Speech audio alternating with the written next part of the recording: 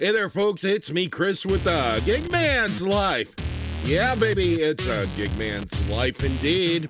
And of course, this channel is solely dedicated to the freelance gig economy. Don't mind me, I'm just having a little moment with my throat. Something went down the wrong hole. And, everything that can go and affect us out here doing rideshare, delivery, freelancing, because, there's a lot more than just driving out here, folks. But of course, one of the biggest things that a lot of us have been talking about, and I know I have already covered this on the channel and multiple times, is Uber and DoorDash's long-term plan to replace all us drivers. And of course, other people are talking about it as well. And I like to say the Rideshare Pro. Yes, this gentleman, which I can't agree with this, no matter what. It's a decent video, but from the car. Do it from your house, dude. I can go and say, it's not too hard to do it. You're about 1.5 thousand, 1,500 subscribers here. And, you're talking about $75 billion is the estimate. Close to a 500,000 vehicles that these companies would have to buy. And this is just rideshare. Here's something that I really don't talk about too much in my experience.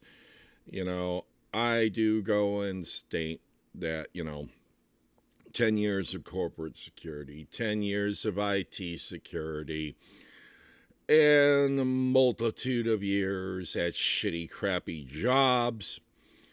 But also my experience with my father and family and their friends operating a taxi company.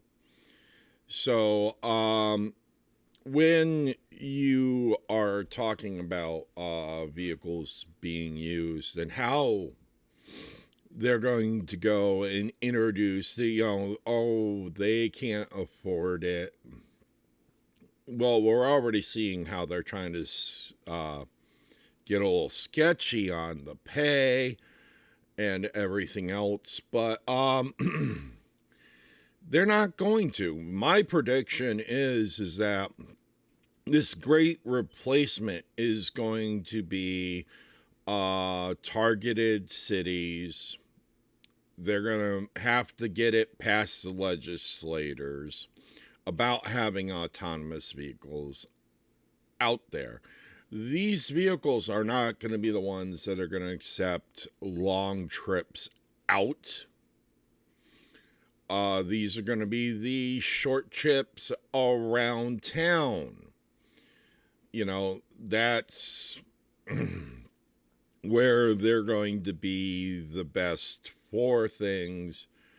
And it's how they're going to do it.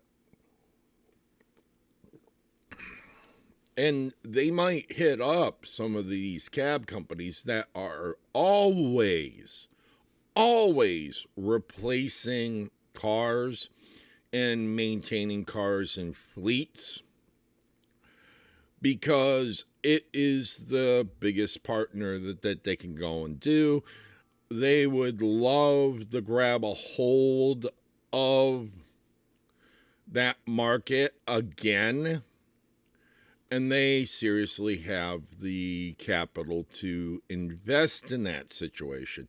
And of course, doing the maintenance and everything else, a lot of these places have maintenance sheds.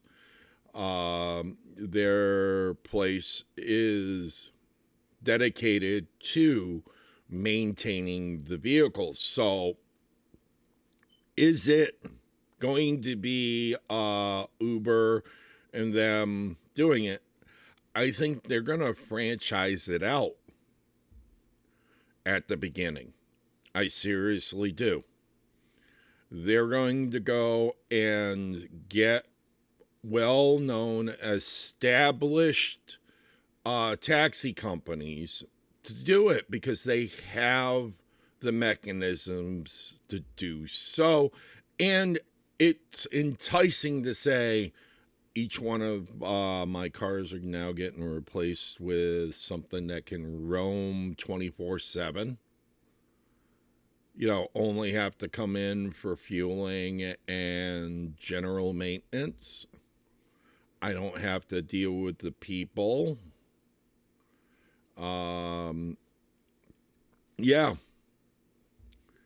I see that very much being their method. They're not going to do it all at once. And then the other one is they're going to go and hit up transportation companies because there is that segment of vehicles that, hey, you got a limo service, you're doing all this, replacing your car, reduced maintenance, everything else, because it's a brand new car. It might cut down on your profits, but you're not paying a person. So you're removing a lot of moving parts at employing a person. The big joke, and I will say, as I said, my experience as my father and who he bought the cab company off of, family friend, a lot of people who end up driving in the past were people who had many times and issues about substance abuse. And the number one is drinking. I don't drink anymore. I barely have had one beer over the last year. I just don't find it entertaining anymore. Although it is good for thinning out my blood, it's also dangerous now with the blood thinners that I take. So when we're discussing this, it's, and then now Massachusetts has 2 background checks you got to pass for driving around anybody. So that's one of the words. Municipalities might also have this for their driving services for local areas. For Department of Aging, senior centers and stuff like that. Although I think that's going to be a very scary thing, and it does require a human touch just in case because of mental issues that happen with aging. All of a sudden walking up and nobody's there. That's a scary thought. And then just tendencies of people. I know that multiple times. It doesn't matter. You can be a little toddler. You can be an 80-year-old grandmother. People just don't mix well together. That's why I don't like rideshare option being hidden in areas where they like to go and say, hey, treat us like a bus. pick up this person here, go and pick up this person on the way to the destination. And oops, you might have a person in your car. Or they might try to cram more people than in your car than you really physically can take. And then you have people, oh, can I pack up all this shit in my car? That's not an option. On those ride shares where it is, you're sharing the ride with somebody else that you have no fucking idea who it is to get it cheaper. Yeah, it's one of those things where you shouldn't be at a grocery store. You don't expect that you can do another stop on the way. You're paying from point A to point B, but everything else in between is making it cheaper. And it's not for you to stop everywhere and anywhere because you're not paying for that service. And I personally don't like doing that because there's too many variables involved. 10 years of corporate security, 10 years of IT security says more variables, more problems.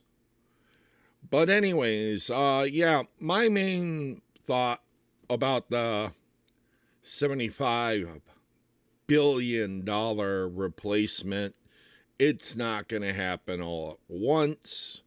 There's going to be a lot of markets it's not going to hit. And they won't be able to do it, but they will see the demand as they put in the markets to go and get it past legislators. They're going to use it for short trips because they're going to run 24/7. They're possibly only going to be down for maybe 3-4 hours a day at most, where all the rest of us are put down for about 8. So I'd say Rideshare Pro is a great channel. I just wish he would stop doing it from the car.